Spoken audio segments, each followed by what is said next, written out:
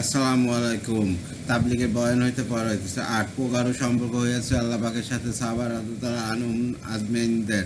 সাহাবারা রাদিয়াল্লাহু আনহুম ছিলেন তাদের মক্কা ছাড়ার কোনো দরকার ছিল না, আর মদিনায় ফিরে যাওয়ার কোনো দরকার ছিল না। তাদের উপর আল্লাহ তাআলা রাজি হয়ে গিয়েছিলেন। বদরের যুদ্ধে যারা অংশ নিয়েছিলেন তারা তো আরও বেশি মর্যাদা সম্পন্ন। হুজুর সাল্লাল্লাহু আলাইহি ওয়াসাল্লাম বলেন, হে বদরের যুদ্ধের সাথীরা, আল্লাহ তাআলা বলেন, তোমরা যা ইচ্ছা করো, আমি তোমাদের আবেগের ও পেছনে সব গুনাহ মাফ করে দিয়েছি। এই বদর ও উহুদের বীর যোদ্ধারা আল্লাহর পয়গাম নিয়ে ঘরে ঘরে দুয়ারে দুয়ারে ফিরেছেন, কিন্তু এইসব সাহাবীদের তো আর মানুষের দুয়ারে যাওয়ার দরকার ছিল না। আবু তালা আনসারী রাদিয়াল্লাহু আনহুকে বোখরা রোম এর কোনো বিজন বনে দাফন করা হইয়াছে। কেউ জানে না ঠিক কোথায় তার কবর। আবু আইয়ুব আনসারী রাদিয়াল্লাহু আনহু ইস্তানবুলে, হিশাম বিন আস রাদিয়াল্লাহু আনহু বদরি সাহাবী, তার দেহ টুকরো টুকরো করে হয়ে পড়ে আছে আজরাদিন এর ময়দানে। নোমান ইবনে মুকাররম রাদিয়াল্লাহু আনহু তার আহত দেহ ছটফট করতে করতে শেষ নিঃশ্বাস ত্যাগ করে আছে নেওয়ানদের ময়দানে। মাম্মার ইবনে মাদি রাদিয়াল্লাহু আনহু ইয়ামানের সর্দার, তার কবর নেহাউদ্দিনের বিজন মাঠে। ওয়াকবা বিন নাফে রাদিয়াল্লাহু আনহু বিসকেরাতে, আবুল আবার রাদিয়াল্লাহু আনহু আবু জুমা রাদিয়াল্লাহু আনহু তিউনিসিয়াতে, মাওয়াদ ইবনে আব্বাস ও আবু দুর ইবনে আব্বাস রাদিয়াল্লাহু আনহু সুমালি, কাসেম বিন আব্বাস রুশ সমরকন্দে, হুযায়ফা বিন মুসলিম আল বাহির রাদিয়াল্লাহু আনহু ফারগানাতে তাদের কবর। মারাজ ইবনে জাবাল রাদিয়াল্লাহু আনহু, যার হাতে ওলামাদের পতাকা থাকবে, মদিনায় ইলমের মসজিদ ছেড়ে ইয়ামুকের মরুভূমিতে গিয়ে শুয়ে আছেন। উবাইদুল্লাহ বিন জারা রাদিয়াল্লাহু আনহু, আব্দুল্লাহ বিন রাওয়া, জাইদ বিন হারিসা, জাফর ইবনে আবু তালিব রাদিয়াল্লাহু আনহু ও ২৫,০০০ সাহাবী রাদিয়াল্লাহু আনহু ও তাবেঈনের কবর রয়েছে জর্দানের মুতায়, ৭০ জন সাহাবা কুফায়, ৭০ জন সাহাবা লিবিয়ায়, ৫০০ সাহাবা মিশরে, উকবা বিন আমের ও ফজল বিন আব্বাস রাদিয়াল্লাহু আনহু সিরিয়ায়। একজন সাহাবা দুনিয়ার এক প্রান্ত থেকে অপর আরেক কোণে ছুটে চলেছেন। না খোঁজ আছে স্ত্রীর, না ঠিকানা আছে সন্তানের, না গোছাতে পড়েছেন ঘর সংসার। কেন তারা এমন ছুটে চলেছেন পৃথিবীর পথে পথে? আল্লাহর ঘর বাইতুল্লাহর পাশে জান্নাতুল বাকিতে মদিনা মনোহরায় তাদের কবর হলো না কেন? আল্লাহর ঘর রাসূল সাল্লাল্লাহু আলাইহি ওয়াসাল্লামের রওজা মুবারক ছেড়ে কোথায় কোথায় পড়ে থাকলেন তারা কেন? শত শত হাজার হাজার সাহাবা রাদিয়াল্লাহু আনহুমদের কবর দুনিয়ার আনাচে কানাচে পড়ে আছে। নিজ বাড়ি আর বাড়ি থেকে এত দূরে আসার উদ্দেশ্য কী ছিল? চাকরি, ব্যবসা? না, তাদের উদ্দেশ্য হচ্ছে দিন ইসলাম কীভাবে দুনিয়ার জিন্দা হইয়া যায়। দুনিয়া সব কটা পাকা আর কাঁচা বাড়ি ইসলামের সুশীতল শান্তির ছায় আশ্রয় নিক। ইসলাম কীভাবে দুনিয়ায় জিন্দা হইয়া যায়, দুনিয়াতে কীভাবে তৈদের বাড়ি উঁচু হয়।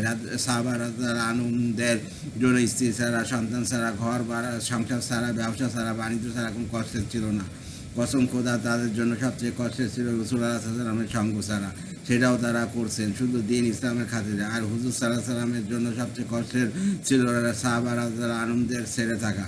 মারাজ ইবনে জাবাল রাদিয়াল্লাহু আনহুকে যখন ইয়ামানে পাঠাচ্ছেন, তখন হুজুর সাল্লাল্লাহু আলাইহি ওয়াসাল্লাম বলেন, মায়াস, মনে হয় তোমার আর আমার শেষ দেখা। যখন তুমি ফিরে আসবে তখন হয়তো আমাকে দেখবে না, কিন্তু আমি কবর তো দেখবে।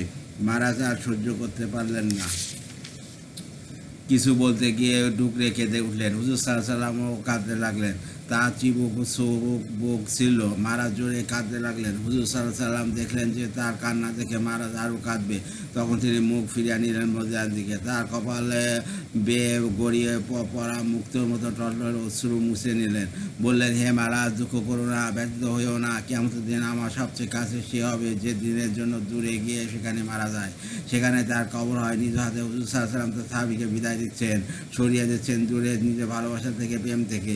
কেন? জাফর ইবনে আবু তালিব, জাইদ ইবনে হারিসা, আব্দুল্লাহ ইবনে রাওয়া, এই তিনজনের কবরই আছে মুতায়। মুতায় চলে গেছেন এই সব মহামানবেরা বাড়িঘর সংসার ছেড়ে। জাফর ইবনে আবু তালিব যুদ্ধ করে আছেন মুতায়, ৩,০০০ মাইল দূরে মদিনার মসজিদে নববী। সাহাবী রাদিয়াল্লাহু আনহুমদের সামনে বসে আছেন হুজুর সাল্লাল্লাহু আলাইহি ওয়াসাল্লাম। তার চেহারা বেদনা, উৎকণ্ঠা চাপ। তিনি সূত্রজিত স্বরে বললেন, ওই যে জাফর যুদ্ধ করছে, সে শত্রুদের উপর ঝাঁপিয়ে পড়ছে, দুশমনও তাকে আক্রমণ করছে, ওর হাত কাটা যাচ্ছে। যুদ্ধের নির্মম ঘটনাগুলো দেখে বর্ণনা করছেন, ও এমন একজন কোমল হৃদয় মহামানব যাকে কালামে পাকে সহানুভূতি ছিল এ দরদি বলা হইয়াছে। তিনি তার চোখের সামনে তার সাথে মর্মান্তিক মৃত্যু দৃশ্য দেখছেন কীভাবে তার সাথে হাত কাটছে, ক্ষতবিক্ষত হচ্ছে, রক্তাক্ত হচ্ছেন, অবশেষে টলে পড়ছেন মৃত্যুর কোলে। তিনি বললেন, জাফর শহীদ হইয়াছে। শোকের তীব্রতা তার কণ্ঠ রুদ্ধ হয়ে এলো। নিজেকে কোনো রকম সংবরণ করতে চেষ্টা করলেন, তারপর চোখের পানি চেপে বললেন, জাফর বেহেশতে প্রবেশ করছে। তার দুই চোখ ছাপিয়ে বেরিয়ে এলো শোকের অশ্রু। হযরত আলী রাদিয়াল্লাহু আনহুর ছোট ভাই, নিজের চাচাতো ভাই জাফর মাত্র 33 বছর বয়সে মারা গেলেন। তার ছোট ছোট বাচ্চা রইয়াছে। নিজ হাতে তিনি তাকে ঠেলে দিয়েছেন মৃত্যুর দিকে। নিজে মাহবুবের আর এত বেশি ভালোবাসা পাত্রে নির্মল মর্মান্তিক হত্যাকাণ্ড চেয়ে দেখলেন কেন? যাতে এই রক্ত, এই আত্মবলিদানের যে কষ্ট, তা দেখে মহান আল্লাহ তাআলা দয়া করে হেদায়েত দিয়ে দেন কিয়ামত পর্যন্ত মানব জাতিকে আর জিনদেরকে। এভাবে হাতে ঝান্ডা তুলে নিয়েছেন যায়েদ ইবনে হারিসা। হুজুর সাল্লাল্লাহু আলাইহি ওয়াসাল্লাম মদিনার মসজিদে যে সব দেখতে পাচ্ছেন, তিনি বলেন, জায়েদ যুদ্ধ করেছে প্রবল বিক্রমে, ঝাঁক ঝাঁক শত্রু তাকে ঘিরে ফেলছে, সে শহীদ হয়েছে। হাই আফসোস, আর যখন তাবলীগ তিন চিল্লার কথা বলা হয়, তখন আমরা আপত্তি তুলি, আমাদের ছোটো ছোটো বাচ্চা আছে, ছোটো ছোটো বাচ্চা ফেলে কোথায় চলে গেছে না জাফর আর রাদিয়াল্লাহু আনহু? তার বাচ্চাদের চোখের পানি আজ কে মুছে দেবে? নাকি তাদের বাচ্চার চেয়ে আমাদের বাচ্চার মূল্য বেশি? যদি তারা তাদের বাচ্চাদের বিচ্ছেদ আর বিরহ যত্ন সহ্য না করতেন, তা আমরা কালেমা তাওহীদের কথা কি বলতে পারতাম? হাই হুজুর সাল্লাল্লাহু আলাইহি ওয়াসাল্লাম তার নিজের বাচ্চাদের আগে এতিম করে আছেন। জাফর আর তার বাচ্চা হুজুর সাল্লাল্লাহু আলাইহি ওয়াসাল্লামের নিজের বাচ্চার মতোই। তিনি নিজের পরিবারের বয়স্ক যুবকদের আগে কুরবানি দিয়েছেন। এই ছিল নবুয়তের শান। আমাদের মতো নয়, অন্যরা কুরবানি হয়ে যাক, আমরা বেঁচে থাকি। হুজুর সাল্লাল্লাহু আলাইহি ওয়াসাল্লাম আগে নিজে কুরবানি পেশ করিয়াছেন। একজন সাহাবী রাদিয়াল্লাহু আনহু এসে খবর দিলেন, ইয়া রাসূলুল্লাহ, জাফরের ঘরে কান্নাকাটির রোল পড়ে গেছে। হুজুর সাল্লাল্লাহু আলাইহি ওয়াসাল্লামের চেহারা মোবারক বেদনায় নীল হয়ে গেল। তিনি বললেন, যাও তাদেরকে সান্ত্বনা দাও। আবার কিছুক্ষণ পরে এসে বললেন, হে আল্লাহর রাসূল, জাফরের ঘরে কান্নাকাটির রোল পড়ে গেছে। রাসূল সাল্লাল্লাহু আলাইহি ওয়াসাল্লাম বললেন, যাও তাদের সান্ত্বনা দাও। আজকের দিন তাদের জন্য কিয়ামতের চেয়েও ভারী, বড় কঠিন দিন বলে তিনি ঝরঝর করে কেঁদে উঠলেন। কেঁদে চললেন। সাহাবী রাদিয়াল্লাহু আনহুর বেশ করার কবার আশায় আম্মাজান আয়েশা রাদিয়াল্লাহু আনহার খুব রাগ আর বিরক্ত হলেন। তার ক্ষোভ ছিল বারবার এসে কেন হুজুর সাল্লাল্লাহু আলাইহি ওয়াসাল্লামের দুঃখের বোঝা বাড়াচ্ছেন, কেন বিরহের আগুনকে উস্কে দিচ্ছেন, কেন তাজা করছেন নীরব ব্যথাকে। বাশির ইবনে কারাবা রাদিয়াল্লাহু আনহু ছোট সাহাবী, বালক, অল্প বয়স, হিজরত করে মদিনায় এলেন। আসার পরেই ইন্তেকাল হইয়া গেল তার মায়ের। বাশির একা হয়ে গেলেন। এই বাচ্চার আর কোনো আশ্রয় ছিল না, একমাত্র তার পিতা কারাবা রাদিয়াল্লাহু আনহু। একবার এক যুদ্ধে এক কাফেলার সাথে কারাবা রাদিয়াল্লাহু আনহু শরীক হলেন। মাহারা বালককে ফেলে গেলেন। একাকী বাশির হুজুর সাল্লাল্লাহু আলাইহি ওয়াসাল্লামের সাথে থাকলেন। তিনি অপেক্ষা ছিলেন কবে বাবা ফিরবে, তার একত্রিত দূর হবে। দিন যায়, একদিন শোনা গেল ফিরে এসেছে সেই দলটি। মদিনার উৎকণ্ঠে বশির এই কথা শুনে ছুটে বাইরে চলে এলেন। এই মনে করে যে বাবাকে মসজিদে ঢোকার আগেই যদি স্বাগতম জানায়, তাহলে তিনি খুশি হবেন। আবার সেই বাবার চেহারা দেখে বিরহের জ্বালা জুড়ব। সেই পথ দিয়ে মদিনাতে দলটি ঢুকবে, তার পথের পাশে বসে আছে উদ্গ্রীব। দলটা দুই পাহাড়ের মাঝ দিয়ে ঢুকলো। বাসের অস্থির চোখ কুচে পিতাকে পাচ্ছে না। এক সময় দলটা তার সামনে পথ ধরে চলে গেল। বাবাকে খুঁজে পেলেন না বসে, তার কচি অন্তর কেঁদে উঠল। দ্রুত গতিতে নিচে নেমে এলো সে।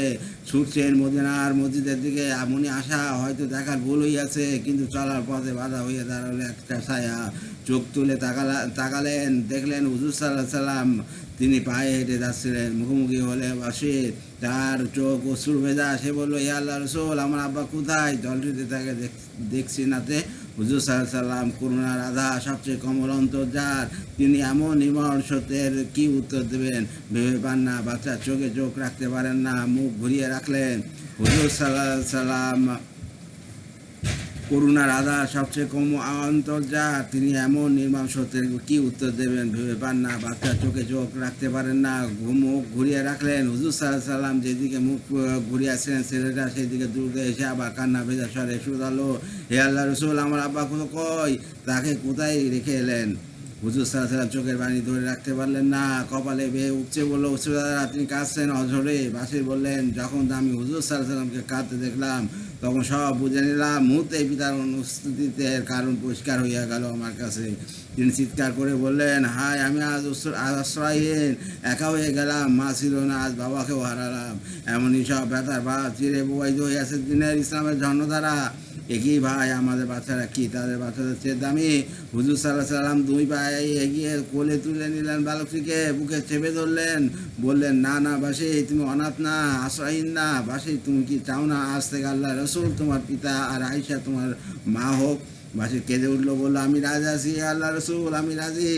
এইসব দুঃখের আর নীরব ব্যথার পাহাড় সমান বোঝা নিয়ে চলছিল সেই দিনের মহামানবেরা। আরে ভাই, দুই চারটা সংসার নষ্ট হয়ে তো আবাদ হয় হাজার লক্ষ ঘর। কিছু দুনিয়া বিলীন হয়ে তৈরি হয় বিশাল বর্ণাঢ্য নতুন দুনিয়া। নদীর একুল গড়ে অকুল ভাঙে। এই চাকরিজীবী পিতা সকাল সন্ধ্যা প্রান্ত হয়ে পরিশ্রম করে অফিসে আদালতে। এক ব্যবসায়ী সকালে বের হয়, এই দুয়ারে ধাক্কা খায়, ও দুয়ারে ধাক্কা খায়। এক অমানবিক জীবন, অনিয়মের জীবন, আর তারই কারণে একজন মেয়ে লোক সুন্দরভাবে রুজি পাচ্ছে, ভালো পোশাক পরছে। পুরুষটি তার ব্যক্তিগত শখ, আল্লাহ তারা মুআশকে হারাম করছে। তখন আবাদ হইয়াছে একটি ঘর। আল্লাহ হাফেজ।